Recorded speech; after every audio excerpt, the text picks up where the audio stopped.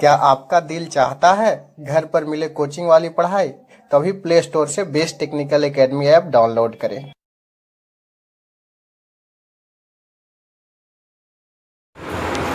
Dear student, Best Technical Academy के online portal में आपका स्वागत है। मैं इंजीनियर विकास कुमार। आज हम स्विच गियर प्रोटेक्शन का एक नया टॉपिक जो कि आपका पर यूनिट सिस्टम है, पर यूनिट सिस्टम के बारे में हम लोग पढ़ने जा रहे हैं। देखिए हमारा पर यूनिट सिस्टम क्या है। पर यूनिट सिस्टम क्या है? ये बेसिकली डिफाइंड होता है actual value by base value. कोई भी चीज़ का actual value by base value, यानी कि जो डिफाइंड होता है, it is defined as the ratio of, क्या? Ratio of actual value to the base value, actual value to the base value. यानी कि कोई भी चीज़ का एक्चुअल होगा, मान लें कि इम्पीडेंस का ही बात करते हैं, तो पर यूनिट इम्पीडेंस जो होगा, मान ले जाए कि अगर हम बात करें इम्पीडेंस का, पर यूनिट इम्पीडेंस जो होगा, पर यूनिट इम्पीडेंस का जो वैल्यू हो जाएगा, कितना हो जाएगा बताइए? पर यूनिट इम्पीडेंस को हम लोग ZPU से लिख सकते हैं। ये Z एक्चुअल बटा क्या होगा? Z बेस होगा। यानी कि कहने का मतलब है कि हम लोग पर यूनिट सिस्टम को PU से हम लोग डिनोट कर रहे हैं। किससे डिनोट कर रहे हैं बताइए? PU से डिनोट कर रहे हैं। PU रिप्रेजेंट कर रहा है आपको क्या बताइए? पर यूनिट सिस्टम, और B इंडिकेट कर रहा है आपको बेस को इंडिकेट कर रहा है। ठीक है, ये जो है PU इंडिकेट कर रहा है क्या? पर यूनिट सिस्टम को। Where PU indicate, per unit indicate, where per unit is indicated by, per unit is indicated by किस में बताइए? PU में इंडिकेट करेंगे पर यूनिट को। पर यूनिट को इंडिकेट करेंगे हम लोग PU से, जबकि हम लोग बेस वैल्यू किससे इंडिकेट करते हैं? सफिक्स B से। But base value is denoted by किससे डिनोट करेंगे? B से डिनोट करेंगे। और एक्चुअल वैल्यू को हम लोग ZA से डिनोट करते हैं, या सिंपल G से डिनोट करते हैं। और इसमें क्या होता है, हम लोग इसमें ऐसे तो हम लोग इसका डिफाइन कर दिए, और पर यूनिट सिस्टम हमारा जो है, पर यूनिट सिस्टम जो है, इसमें ये जो होता है यूनिट लेस क्वांटिटी होता है। क्या होता है बताइए? यूनिट लेस क्वांटिटी होता है। क्यों? क्योंकि अगर एक्चुअल वैल्यू बटा बेस वैल्यू बात करेंगे, इसका भी यूनिट ओम, इसका भी यूनिट क्या? ओम। ये पर यूनिट वैल्यू जो होता है, पर unit system is unit less quantity. ये यूनिट लेस क्वांटिटी क्यों है? क्योंकि दोनों का रेशियो क्या हो जाएगा बताइए? कैंसिल हो जाएगा, तो यूनिट लेस होगा। अब देखिए minimum 4 quantity are required. A minimum 4 quantity are consider in per unit system. Minimum 4 चीज़ कंसिडर करते हैं। कौन कौन? विचार क्या होगा बताइए? करंट हो सकता है, विचार करंट हो सकता है, विचार करंट, वोल्टेज, इसके अलावा हम लोग बोल सकते हैं पावर, और बोल सकते हैं इम्पीडेंस। क्यों? ये चारों जो होता है इंटरलिंक होता है, बिकॉज दे आर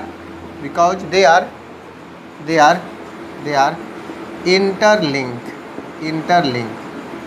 ये हमारा क्या होगा बताइए? They are interlinked. एक दूसरे से क्या होगा बताइए? इंटरलिंक्ड होगा। ठीक है, ये हमारा एक दूसरे से क्या होगा बताइए? इंटरलिंक्ड होगा, दे आर इंटरलिंक्ड होगा। क्लियर है? यहाँ तक बात समझ में आया? कोई दिक्कत है? नहीं, यहाँ तक कोई दिक्कत नहीं है। क्योंकि अगर एक मालूम होगा तो दूसरा ऑटोमेटिक मालूम हो जाएगा। क्यों? क्योंकि मान लीजिए कि पावर का बात करें, वोल्टेज करंट को गुना कर देंगे तो हमारा क्या हो जाएगा बताइए? आपका क्या हो जाएगा? पावर हो जाएगा। अगर हम इम्पीडेंस का बात करेंगे, Z निकालना है तो क्या V/I का रेशियो कर देंगे। यानी कि अगर करंट निकालना है तो P/V का रेशियो कर देंगे। एक मालूम है तो दूसरा ऑटोमेटिक मालूम है। और यदि हम लोग पर यूनिट को 1 से इंडिकेट करते हैं, पर unit is consider in unity. किसमें? यूनिटी में कंसिडर करते हैं।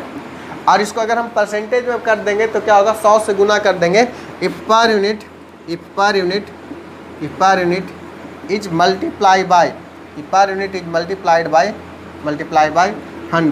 अगर पर यूनिट के 100 से मल्टीप्लाई कर देंगे, then it is converted into percentage value. ये हमारा परसेंटेज वैल्यू में क्या हो जाएगा? कन्वर्ट हो जाएगा। और देखिए जितना भी आपका लॉ वगैरह है, ओम्स लॉ है, किरचॉफ्स लॉ है, ये सारे जो है पर यूनिट सिस्टम के लिए क्या है, वैलिड है। ओम्स लॉ, किरचॉफ्स लॉ, ये सब सिस्टम के लिए भी क्या है बताइए, वैलिड है। जैसे कि हम बात किए आपका ओम्स लॉ का बात करें, किरचॉफ्स लॉ का बात करेंगे, Kirchhoff's law are valid in किस में बताइए, पर यूनिट सिस्टम में। पर यूनिट सिस्टम में क्या बताइए आपका ये वैलिड है। अगर हमारा ये बताइए ओम्स लॉ, किरचॉफ्स लॉ, ये सब वैलिड है पर यूनिट सिस्टम में, लेकिन ये परसेंटेज में वैलिड नहीं है। But it is not valid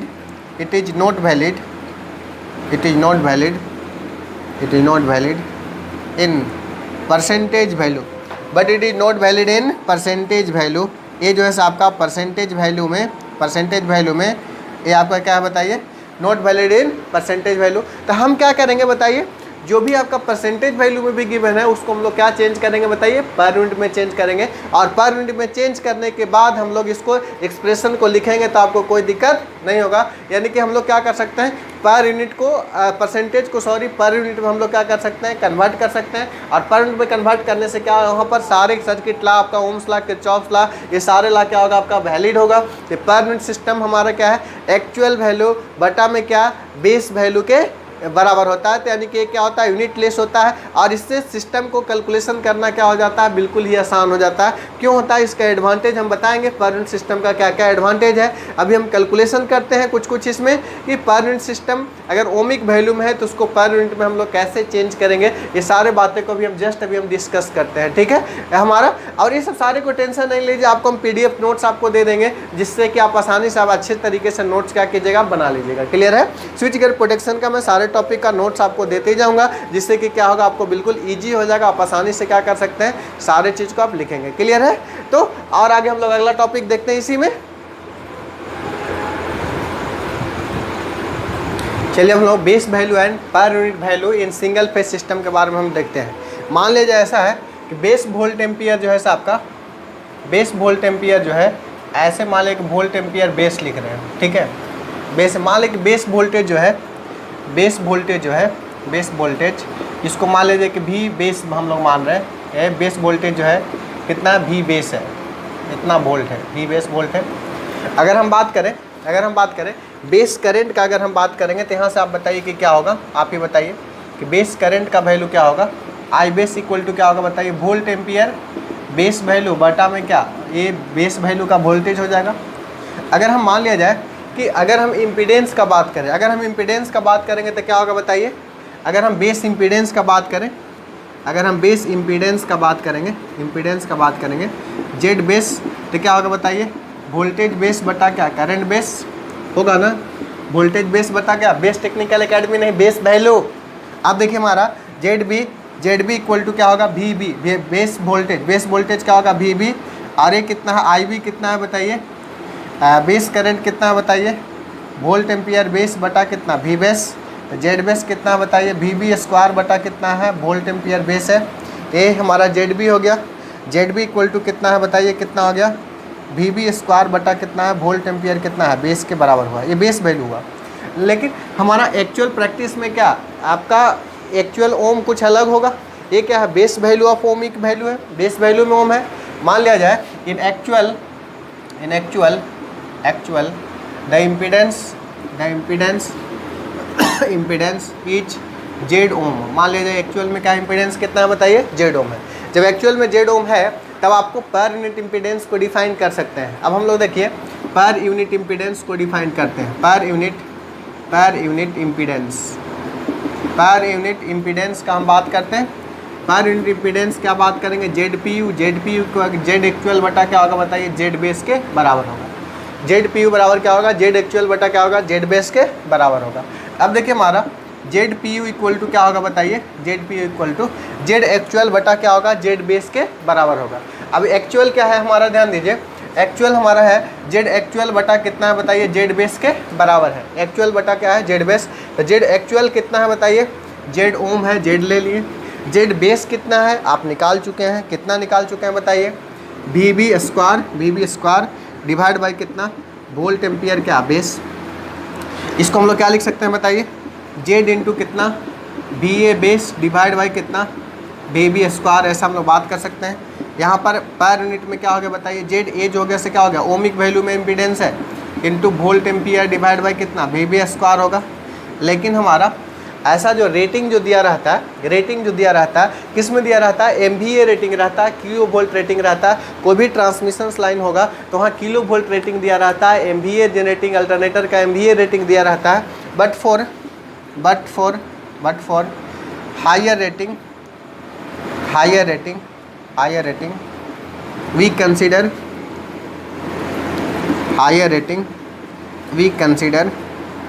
we consider MVA and kilovolt rating, MVA and kilovolt rating, MVA और किलोवोल्ट रेटिंग हम लोग बात करेंगे, ठीक है। अब ध्यान दीजिए कि क्या है MVA किलोवोल्ट रेटिंग, कैसे इसको हम लोग इस्तेमाल करेंगे, ध्यान देने वाली बात है। अब देखिए हमारा इसको अगर हम बात करें, देखिए हमारा ध्यान दीजिएगा, अगर हम इसको देखो ZPU का हम बात कर रहे हैं, ZPU मतलब क्या, पर यूनिट। ये क्या होगा बताओ, Z क्या होगा, ओमिक वैल्यू में होगा। अब देखो 10 के पावर 6 को अगर ऊपर गुना कर दिया जाए और 10 के पावर 6 से नीचे गुना कर दिया जाए, 10 के पावर 6 मतलब क्या होता है बताइए, MVA हो जाएगा। 10 के पावर 6 मतलब वोल्ट एम्पियर है, उसमें 10 के पावर 6 से गुना कर देंगे तो क्या होगा, MVA। और 10 के पावर 6 से गुना कर देंगे तो क्या हो जाएगा बताइए, किलो वोल्ट बेस का होल स्क्वायर हो जाएगा। 10 के पावर 3 इंटू 10 के पावर 3, 10 के पावर 6 ऑटोमेटिक हो जाएगा। तो एक फार्मूला हो गया आपका ZPU इक्वल टू क्या होगा बताइए, Z जो ओमिक वैल्यू में दिया हुआ है, यानी कि एक्चुअल वैल्यू दिया हुआ ओमिक वैल्यू में, इसको चाहते हैं कि पर यूनिट वैल्यू में चेंज करें, तो इसका फार्मूला क्या हो जाएगा। इसका हम बहुत सारे इससे रिलेटेड न्यूमेरिकल क्वेश्चन भी कराएंगे, आपको बिल्कुल क्लियर हो जाएगा। यानी कि ZPU equal to Z ohm into MVA base बटा कितना, किलो वोल्ट बेस का होल स्क्वायर। यहाँ तक बात बिल्कुल क्लियर है कि नहीं। इसी को हम लोग यहाँ तक क्या किए, कंक्लूड कर दिए हैं, क्योंकि most of the higher rating जो होता है सिर्फ वोल्ट एम्पियर और VB में नहीं है, मोस्ट ऑफ द रेटिंग किस में बताइए, किलो वोल्ट और MVA में है। अब हमारा change of base of per unit quantity, change of अब हम बात कर रहे हैं चेंज ऑफ बेस ऑफ किसका बताइए, per unit quantity. Per unit quantity का बेस को हम लोग क्या करना बताइए, चेंज करना है। पर यूनिट क्वांटिटी का हम लोग बेस को चेंज करेंगे। देखिए हमारा क्या है, देखिए हमारा अगर हम बात करेंगे ZPU न्यू अगर हम बात करेंगे, ओल्ड कुछ में दिया हुआ आपको, ओल्ड दिया हुआ है, क्या होगा बताइए, ZPU ओल्ड इनटू क्या होगा बताइए, MVA बेस में न्यू बटा में क्या, MVA क्या ओल्ड इनटू किलो वोल्ट का स्क्वायर में कौन सा बताइए, किलो वोल्ट न्यू का square, sorry kilo volt old का स्क्वायर बटा में कितना, किलो वोल्ट न्यू का स्क्वायर। इस तरीके से ये जो है मैथमेटिकल फार्मूला हो जाएगा।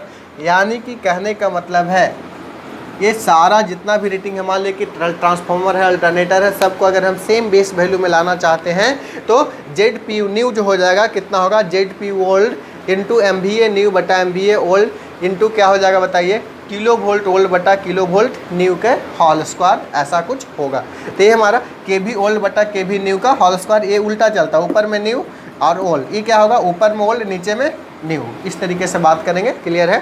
तो ये हमारा ये दोनों फार्मूला को आपको क्या करना है, बिल्कुल के बिल्कुल क्या करना है, याद रखना है। ये TTI मतलब तवा तोड़ इंपॉर्टेंट, BVI से भी ज़्यादा इंपॉर्टेंट को हम लोग क्या बोलते हैं, TTI इंपॉर्टेंट। और ये दोनों फार्मूला जो है इसको बिल्कुल ध्यान में रखना है, क्योंकि इससे रिलेटेड बहुत सारा न्यूमेरिकल क्वेश्चन हम आगे चल के बनाएंगे, रिएक्टेंस डायग्राम वगैरह बनाएंगे, जिसमें इसमें हम लोग को क्या करेंगे, दोनों फार्मूला को हम लोग क्या करेंगे, शामिल करेंगे। यहाँ तक बात बिल्कुल क्लियर हुआ कि नहीं हुआ, यहाँ तक बात बिल्कुल क्लियर हो गया है। तो हम आशा करते हैं कि ये चीज़ को आप बहुत अच्छे तरीके से बिल्कुल क्या किए होंगे, समझ गए होंगे। तो समझ गए होंगे तब हमारा ZPU फार्मूला को याद रखिए, ZPU बराबर क्या होगा, Z ओमिक वैल्यू इंटू क्या, MVA बेस बटा कितना, किलो वोल्ट बेस का होल स्क्वायर। अगर एक पर यूनिट में अगर मालूम है, दूसरा पर यूनिट में निकालना चाहते हैं, बेस वैल्यू अगर मालूम है, तो ZPU न्यू बराबर क्या होता है, ZPU ओल्ड MVA न्यू मतलब क्या, जो बेस वैल्यू मान रहे हैं, बटा कितना, MVA ओल्ड एक किलो वोल्ट ओल्ड बटा में किलो वोल्ट न्यू का होल स्क्वायर। इतना तक बात ध्यान में रहेगा कि नहीं रहेगा। हम आशा करते हैं कि इतना तक आप ध्यान में आपको बिल्कुल ही रहेगा। चलिए ये हम सिंगल फेज के लिए देखें। अगर 3 फेज के लिए भी फार्मूला निकालेंगे ना तो 3 फेज के लिए भी बिल्कुल सेम हो जाएगा। वही क्या हो जाएगा बताइए, Z P U equal to क्या हो जाएगा, जेड ओमिक वैल्यू इंटू क्या होगा बताइए, MVA बेस बटा कितना हो जाएगा बताओ, किलो वोल्ट बेस का होल स्क्वायर। यही फार्मूला होगा 3 फेज के लिए भी यही होगा। अगर 3 फेज में भी क्या होगा, अगर ओल्ड जेड पी यू दिया हुआ न्यू जेड पी यू निकालना है तो Z P U new equal to क्या हो जाएगा बताइए, जेड पी यू क्या हो जाएगा बताइए, old Z P you old into कितना हो जाएगा बताइए, MVA बेस, MVA बेस क्या हो जाएगा बताइए, न्यू बटा कितना, MVA क्या ओल्ड, MVA ओल्ड इंटू कितना, kilo volt new, kilo volt क्या बताओ old, sorry kilo volt old बटा किलो वोल्ट न्यू, न्यू क्या क्या होल स्क्वायर। ये वाली फार्मूला 3 फेज में भी वैलिड होगा। यानी कि कहने का मतलब ये है कि इसमें आपका मल्टीप्लिकेशन डिवीजन का ज़रूरत नहीं है। जैसे आपका ओमिक वैल्यू या फिर जो भी है आपका नेचुरल वैल्यू जो है उसमें जैसे 3 फेज आपका लाइन वोल्टेज दिया हुआ, फेज वोल्टेज निकालना चाहते हैं तो क्या करना पड़ता है बताइए, √3 से आपका भागा देना पड़ेगा तब जा करके फेज वोल्टेज आएगा। लेकिन इसमें √3 ये सब मल्टीप्लिकेशन इसमें बिल्कुल एलिमिनेटेड हो जाता है, तो जो कि क्या है बिल्कुल ये अच्छा है। चाहे सिंगल फेज हो 3 फेज हो, सबके लिए क्या होगा बताइए, सेम बात होगा। यानी कि अगला हम बात करेंगे इसका एडवांटेज का बात करेंगे, किसका, पर यूनिट का। तो हम बात करते हैं अगला टॉपिक, एडवांटेज ऑफ पर यूनिट सिस्टम। एडवांटेज ऑफ क्या बात करेंगे हम लोग, पर यूनिट सिस्टम। यानी कि पर यूनिट सिस्टम का क्या एडवांटेज आपका है। तो देखिए हमारा पर यूनिट सिस्टम का एडवांटेज क्या है। सबसे पहला एडवांटेज बताएं कि आपका कोई भी मल्टीप्लिकेशन सिंगल फेज हो या 3 फेज हो, इजीली सर्किट को क्या कर सकते हैं, एनालाइज कर सकते हैं। ये हमारा रिलेटिव आइडिया देता है डिफरेंट बेसिक क्वांटिटी, जैसे करंट, वोल्टेज, पावर, इम्पीडेंस के बारे में रिलेटिव आइडिया देता है। कौन देता है, it give the system gives the clear idea about the relative magnitude of various quantity. Clear idea देता है रिलेटिव मैग्नीट्यूड वेरियस क्वांटिटी किसका, करंट, वोल्टेज, पावर, इम्पीडेंस के बारे में देता है। और पर यूनिट सिस्टम से कोई भी, जैसे कि यूनिटी में बात कर रहे हैं, अगर बहुत सारा डिफरेंट वैल्यू होगा, पर यूनिट सिस्टम में क्या सबको एक बेस में मान करके कैलकुलेशन करते हैं, तो कैलकुलेशन क्या हो जाता है, बिल्कुल ही आसान हो जाता है। जैसे कि ट्रांसफार्मर में ही देखे होंगे, अगर प्राइमरी वाइंडिंग से सेकेंडरी वाइंडिंग में रेजिस्टेंस को ले जाते हैं तो क्या होता है बताओ, K2R1 होता है। अगर सेकेंडरी से प्राइमरी में लाते हैं तो क्या होता है बताइए, R2 में K2 होता है। यानी देखो एक K2 जो फैक्टर है ये हमारा हरदम कभी मल्टीप्लिकेशन हो रहा है, कभी डिवीजन हो रहा है, ओमिक वैल्यू में रहेगा। लेकिन अगर रेजिस्टेंस यदि हम पर यूनिट वैल्यू में रखें तो बोथ साइड ऑफ ट्रांसफार्मर क्या होता है, ट्रांसफार्मर के दोनों तरफ में पर यूनिट इम्पीडेंस क्या होता है, बराबर होता है। पर यूनिट इम्पीडेंस बराबर है तो इजीली हम लोग विदाउट गुना भागा किए एक साइड से दूसरे साइड में ट्रांसफ़र करके हम लोग कैलकुलेशन कर सकते हैं। तो कितना आसान हो गया। जैसे कि अल्टरनेटर बना रहा है, ट्रांसफार्मर बना रहा है, तो मैन्युफैक्चरर जो है पर यूनिट को सिस्टम को नेम प्लेट रेटिंग जो देता है किसके आधार पर देता है, पर यूनिट सिस्टम को देखते हुए देता है। ये सब क्या है आपका बताइए, पर यूनिट का बहुत सारा एडवांटेज है। ठीक है, अब हमारा जैसे कि पर यूनिट सिस्टम में जैसे ट्रांसफार्मर का इक्विवेलेंट सर्किट बहुत बड़ा होता है, पर यूनिट में सिंपल इंडक्टर से हम लोग उसको क्या करते हैं, रिप्रेजेंट कर सकते हैं, जो कि क्या है बहुत ही अच्छा है। ठीक है, अब हमारा ideal for computer analysis and simulations of computer system. पर यूनिट सिस्टम जो है कंप्यूटर सिस्टम से इसको बिल्कुल इजीली एनालाइज कर सकते हैं rather than the ohmic value. पर यूनिट सिस्टम में बहुत ही अच्छा तरीके से एनालाइज, जैसे कि आगे चल के जैसे एमटेक वगैरह में हम लोग को पढ़ना था मैटलैब सिमुलिंक। मैटलैब सिमुलिंक का एक सॉफ्टवेयर है जिसमें सारा सब पर यूनिट सिस्टम में हम लोग काम करते हैं, जो कि पावर सिस्टम का कैलकुलेशन, एडमिटेंस मैट्रिक्स, कोई भी मैट्रिक्स वगैरह या पावर सिस्टम से रिलेटेड हर टॉपिक को उसमें क्या है आपका एनालिसिस करते हैं बहुत आसानी से। पर यूनिट सिस्टम में भी उसमें हम लोग यूज कर सकते हैं, जो कि बहुत ही आसान है। तो पर यूनिट सिस्टम से कंक्लूजन क्या निकाल रहे हैं, कोई भी सर्किट का कैलकुलेशन आसान हो जाता है। ट्रांसफार्मर के केस में तो बहुत ही ज़्यादा सिंपल हो जाता है, क्लियर है। मैन्युफैक्चरर इसका रेटिंग इसके आधार पर देता है, ठीक है। कंप्यूटर सिस्टम में भी इसको इजीली हम लोग क्या कर सकते हैं, एनालाइज कर सकते हैं। ये सब क्या है पर यूनिट सिस्टम का एडवांटेज है। आज की क्लास में हम लोग ये पढ़े हैं कि पर यूनिट सिस्टम का क्या है होता है, पर यूनिट सिस्टम में फार्मूलाज क्या क्या है, पर यूनिट का एडवांटेज क्या है। अगले क्लास में हम इसका इम्प्लीमेंटेशन देखेंगे, रिएक्टेंस डायग्राम कैसे बनाएंगे और रिएक्टेंस डायग्राम में पर यूनिट को कैसे बेस वैल्यू कंसीडर करेंगे। इसका 1-2 क्लास और लगेगा हमारा पर यूनिट सिस्टम समझाने में, जो कि बहुत इंपॉर्टेंट टॉपिक है। फॉल्ट में आगे चल के इसको समझना जरूरी है, नहीं तो फॉल्ट आगे समझ में नहीं आएगा। तो पर यूनिट को अच्छे से रिएक्टेंस डायग्राम तक हम लोग क्या करेंगे, समझेंगे, क्लियर है। इस क्लास में इतना ही। Thank you all, have a nice day, take care.